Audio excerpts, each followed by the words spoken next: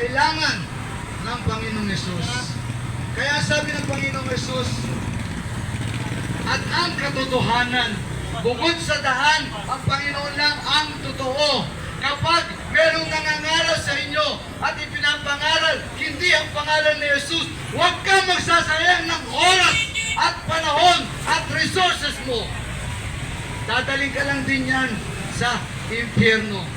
Sapagkat si Jesus lang ang katotohanan. Tuwiran ng sinabi ni Jesus, ako ang katotohanan. Mga kapatid, ipinapahayag ko sa inyo, si Jesus ang katotohanan. Ang sabi ng Biblia, ang tao ay sinungaling. Paano ka maniniwala sa tao? Sinungaling nga ang tao. Doon ka maniwala, doon sa hindi sinungaling ang Panginoong Jesus. Sapagkat sinabi niya mismo, ako ang katotohanan. Ang sabi ng salita ng Diyos, ang Diyos ay totoo at imposible sa Diyos ang magsinungaling. Subalit, ang Diablo, si Satanas ay sinungaling, kaya ang mga tao na alipin niya, namumuhay sa kasalanan, ay siya rin sinungaling. Kaya sabi ni Jesus, ako ang katotohanan. At ang buhay. Kung ikaw ay nagtatanong, ano ba ang kahulugan ng buhay? Bakit pa ako nandito sa lupa? Bakit pa ako nandito sa pinanganak dito sa lupa? Bakit ako naririto? Isa lang ang sagot.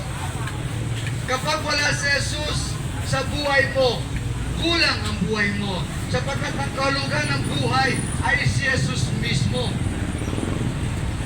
Sabi ni Jesus, ako ang buhay. Kaya nga po mga kapatid, kung ikaw ay nagtatanong, ano ba ang daan para kumaligtas? Ano ba ang daan para makapunta doon sa langit? Sinabi na ni Jesus, ako ang daan.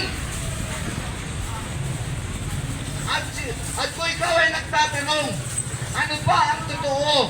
Sino ba ang totoo? Ano ba talagang totoo? Ang daming relihiyon, ano ba talagang totoo? Kapatid, ang relihiyon ay hindi kayo liligtas. Si Jesus ang tagapagligtas, yung persona ni Jesus ang tagapagligtas. At sinabi ni Jesus, ako ang totoo. Kapag may nangangaral at hindi si Jesus ang pinapangaral, sinungaling yan. At isang araw, makikita kayo sa impyerno kapag nakinig ka sa Kanya.